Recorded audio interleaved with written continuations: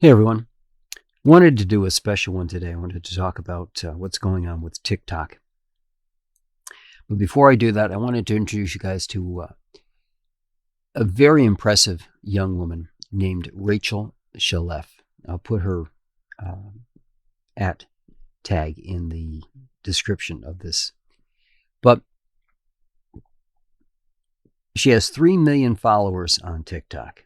So her home, if you will, is going away. She talks about Tourette syndrome and a few other topics. She's a very brave woman, and I think you guys should check her out. There's no photography basis to this, but except that she tells a story, and that's what all of our photography is about, is storytelling. She tells her story. So if you wanted to look at it from a photography standpoint, watching her content gives you a glimpse into how you can capture someone's story. But beyond that, the bigger story here is the fact that she was able to get her story and her truth about Tourette syndrome out to people using TikTok. Now, I'm in the United States. They're thinking about banning TikTok, shutting down the servers in what's now only 4 days from now, because they're working from a premise that isn't completely true. Now, I've heard both sides of the argument, right? Well, we're sending information to a Chinese company. Well, taking away the fact that I guess it was Oracle that dropped the ball on letting some of the information out to China. But beyond that, if you think that the billionaire class got there because they had enough money, right? We as photographers, our goal is to do what we love and make enough money to support ourselves and our families, right? To take care of our loved ones. Billionaires don't stop there. There's never going to be enough money for them. Money is their addiction. It's their drug. And if you think that China coming up to one of these billionaires and saying, hey, we'll give you $1 billion for your data, if they're going to say no to that, I don't know what world you live in. There will never be enough money, and they will sell whatever they can to whoever they can for that purpose. ByteDance, who's behind the American company that's behind TikTok, or at least our section of TikTok, came up with a way to get information, but it's the same thing as if they went to one of the existing ones and purchased it from them, except it's cheaper, right? If you look at China, who does not want to let some of our social media into their country, it's for a couple of reasons. One, they want to have control over what their people see. But on the other side of that, they know that the information will be up for sale to the highest bidder. Well, it wouldn't even be the highest bidder. It'll be up to sale to everybody, right? We're not talking about a thing that only exists on a drive and you're going to sell this drive to one person. You're talking about information that you could replicate and sell to over and over and over again to everybody in the world.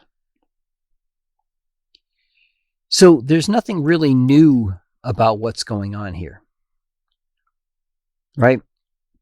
We knew the microphones on the phones could be turned on. People have Google devices and Apple devices in their home that will record sound, where even if it's a Ring doorbell. So there's a ton of information about what's going on in your life that's available to these companies, and you know they're going to make money off of it. That's the goal behind all of it. So the TikTok ban is there because A bunch of people wanted to fundraise and they wanted to run on it so they could stay in power. That's the bottom line, because there's nothing in there that's to prevent any of our data from leaving the country. That's basically what you're looking for, right? If you wanted to keep our adversaries and our allies from getting information about the people in this country, you would block it. And you would try to come up with a way to do that. Your emphasis wouldn't be on the individual companies. It would be on the broader scope. What could you do to do this on a national basis? Is it possible to do it on a national basis? But when you consider all of the material that we get from different places, the network routers in your home could have Chinese components in it, could have Japanese components in it, could have any country's components in it, because we don't really do a good job of making all this stuff here in this country, which was the goal in part of the CHIPS Act, was to make sure that the stuff was manufactured in the United States. Now, it doesn't mean that the United States companies wouldn't put stuff in there to bug people either.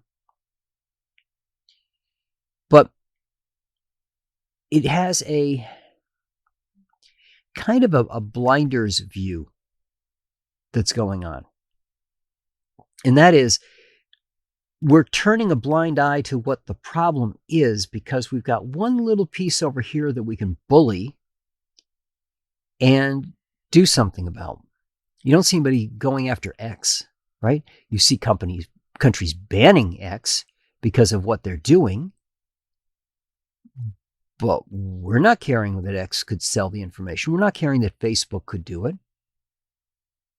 We're not caring that any social media platform could be selling that information. Do you seriously think if Truth Social thought that it could make money by selling information on its people, it wouldn't do it? Please. Come into reality with the rest of us. If there is a way for a company to make money because it has nothing that it's beholden to except its shareholders, and the shareholders want it to make money, it's going to make money. That's its goal. So the best that we can do is pay attention to what we share online, how we share things online, but more importantly, to support each other. And again, that brings me back to where I started.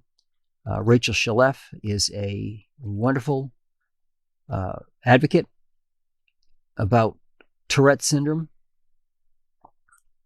And the reason that's important is there are so many